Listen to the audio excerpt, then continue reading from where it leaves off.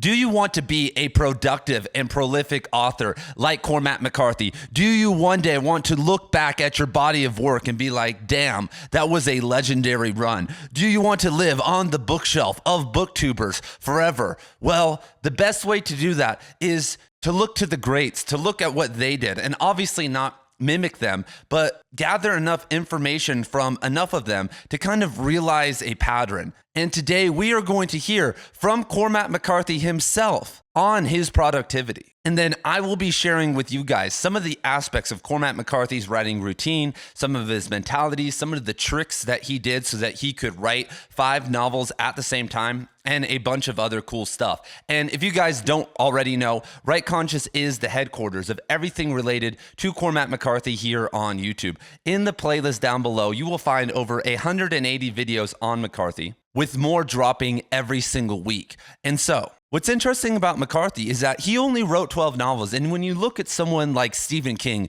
who writes a novel every single year, you're like, man, he hasn't really done very much. And even some of his Western contemporaries, like Larry McMurtry, wrote over 35 novels. Some postmodern novelists, like Don DeLillo, has written so far 20 novels. But when you look at kind of the circle around McCarthy, whether that is his main influence, William Faulkner, who wrote 13 novels, or someone who wrote and was around the same age as him and had kind of a very high quality in Thomas Pynchon, he has only written 8 novels. And probably the best way to guarantee that you won't write a bad book is to take a long time writing that book. And that's why when you look back at Cormac McCarthy's bibliography, there are bangers left and right. And I recently ranked Cormac McCarthy's novels over on my Substack, and down at number 13, well, I won't tell you what it was, but it's number 12 on my list is still better than most novels I read today. And that's what we want, because every single time you write a novel, you are asking someone to dedicate not just 5+ hours of their time, but brain power to you. And that may be the number one thing holding back the literary renaissance, is that people don't want to wait years. People don't want to put the time in, and they are shoving books that aren't good enough yet in people's faces all the time. But enough from me. You'll hear a lot from me in a second. Let us now hear from McCarthy. I don't think there's any rich period or fallow period. That's just a perception you get from what's published. Your busiest day might be watching some ants carrying breadcrumbs. Someone asked Flannery O'Connor why she wrote, and she said, because I was good at it. And I think that's the right answer. If you're good at something, it's very hard not to do it. In talking to older people who've had good lives, inevitably, half of them will say, the most significant thing in my life is that I've been extraordinarily lucky. And when you hear that, you know you are hearing the truth. It doesn't diminish their talent or industry. You can have all that and fail. And so McCarthy is dropping knowledge bombs there because most of us maybe have a family, we have a job. And you were trying to find that 2 or 3 hours a day to be able to write. You were trying to optimize your life, to have more energy so that you can write. But when you look at a lot of the greatest authors in the world, they had a period of 10 to 20 years of no work, of no family, of a total buildup of energy before they wrote their big works. And this isn't to discourage all of you guys out there. I have a family. I have a job. I run this YouTube channel. I have a workout routine and a million other things, and I'm still getting to the page every single day. But listen to what McCarthy said, that some days are unconscious. Some days you should be doing nothing. Some days should be focused on this irrational spiritual growth that just somewhat happens. And when you look at a lot of poets and a lot of novelists, and there are obviously exceptions to this rule. Most of them, especially if they are male, get going in their, when they're 35 or 40 because they have this unconscious shift toward death. They are entering the twilight of their life. And that confrontation with death, with the amount, the tens of thousands of hours they've hopefully put in so far, combines together, and then suddenly they are producing masterpieces. But you can't force that unconscious process. You can't do a meditation on death. It doesn't happen automatically either. People don't suddenly wake up one day and like, oh my God, I've transitioned from, kind of an adolescent, early adult to an adult that's contemplating death. Our whole society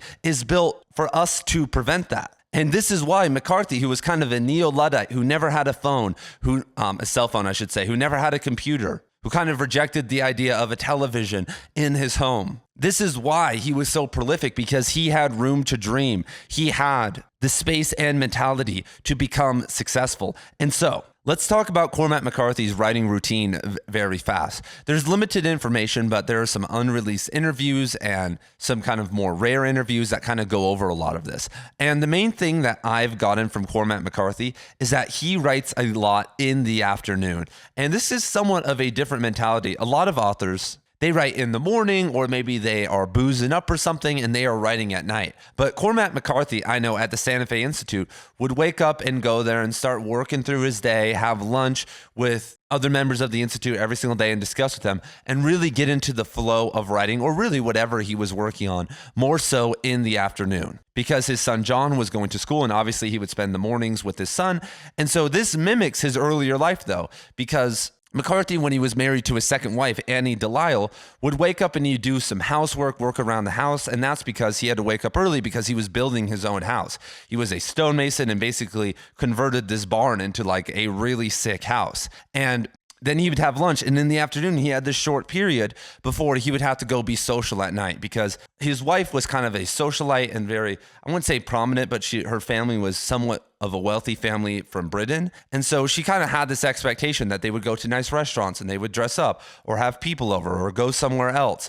And so McCarthy basically had this small window from 12 to 6 where he would write. Sometimes he would write in bed or at a writing desk. I know writing in a bed with a typewriter sounds crazy, but that's what he would do. And later in his life, much later, he would be writing in his bedroom. And that's seemingly, other than his office at the Santa Fe Institute, where he did a lot of his writing. His typewriter in the Knoxville days was in his bedroom, and his typewriter in his later years was in his bedroom. And I'm sure there was still one in there the entire time, and he had an extra one at the Santa Fe Institute. And we'll return to his routine in a second, but I want you guys to once again look at this quote. He started to write because he was good at it. And if you're good at something, it's very hard not to do it. And that's a point that, once again, a lot of authors miss. And I hate to do this, but if we are going to create a literary renaissance, there are certain people and certain roles that everyone has to play.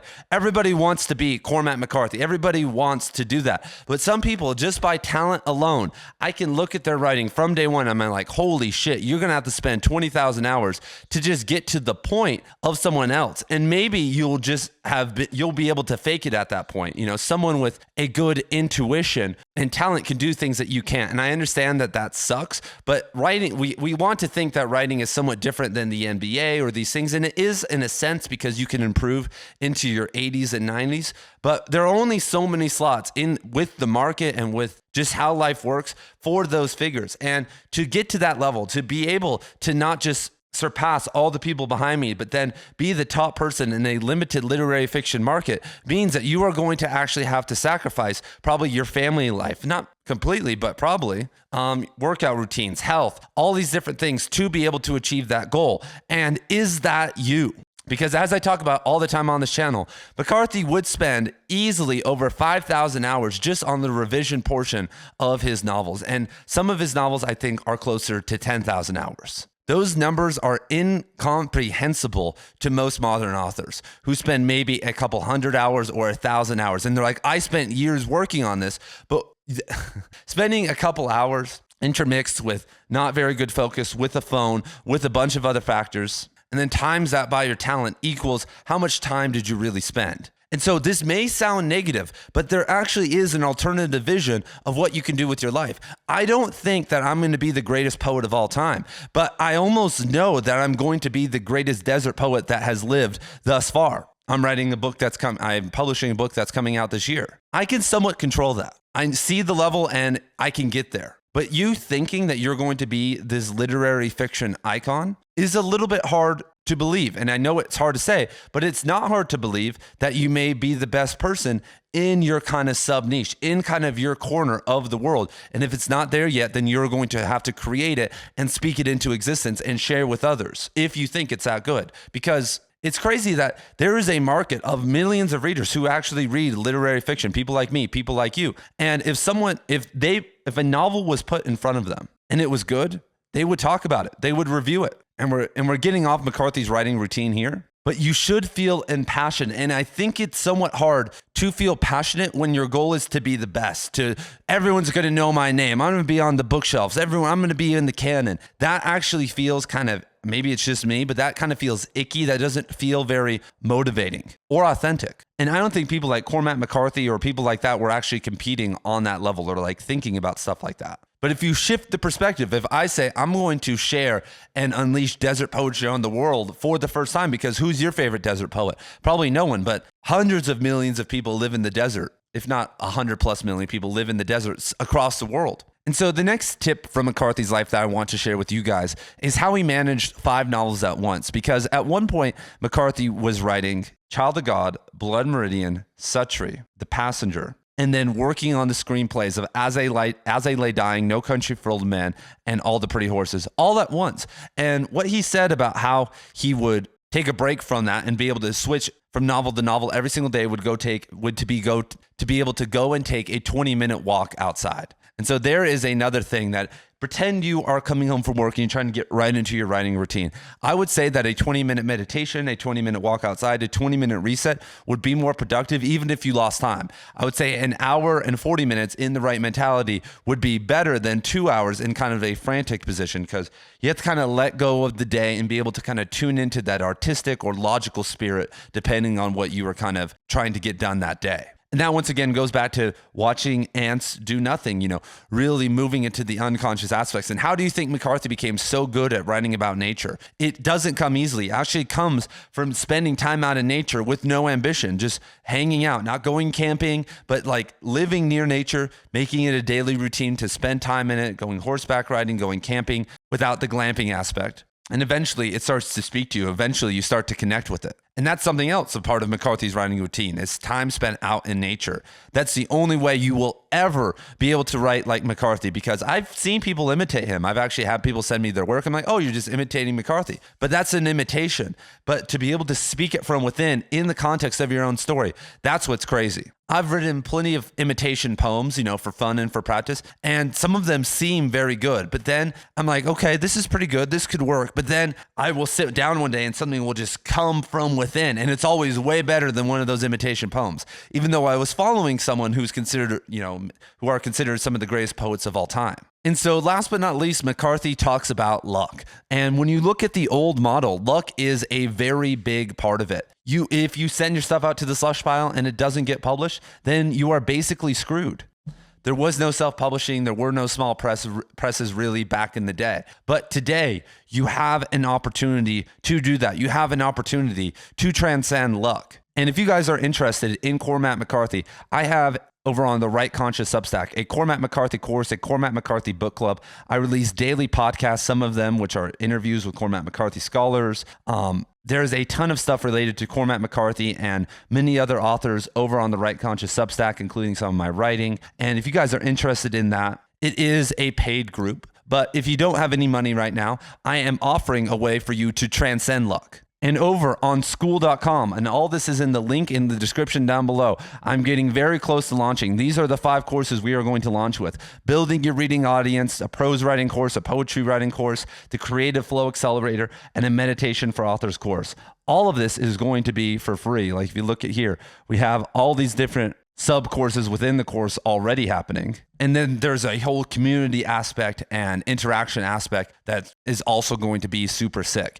And so if you want all of that and some of my other free offerings or Cormac McCarthy t-shirts, a bunch of other cool stuff, all you have to do is go down to the link in the description below and you will have that. But to finish up, and speaking on luck really fast, all luck is laboring under correct knowledge. You will get lucky if you do the right actions enough time. Like I know there's this kind of the spiritual aspect and this kind of synchronicity aspect to luck, but I know from my own life, and I'm sure from your own life, that anytime I got really lucky, I was in a certain mentality. I was in a certain mindset, and it kind of flowed to me. And I don't know what it is.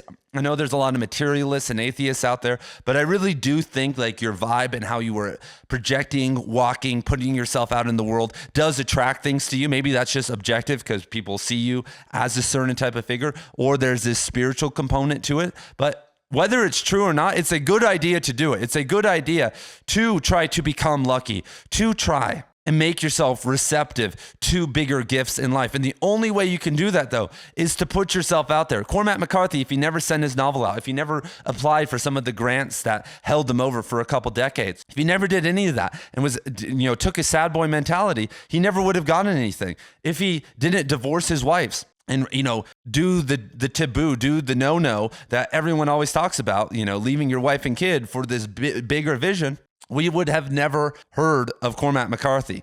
And that's what I am calling for, everybody, for us to become lucky. When you look at Cormac McCarthy's life, of course he became famous. Of course it worked out. Look at how he finally, all the pretty horses happened. He worked for decades making no money, and then finally he blew up. That was going to happen anyway. If it didn't happen with All the Pretty Horses, it would have happened with No Country for Old Men or The Road or something like that. Or people would have discovered him later on and the movie would have been made. Something would have happened. And so what are you doing? How are you putting yourself in there? What kind of writing routine do you have? What are you doing?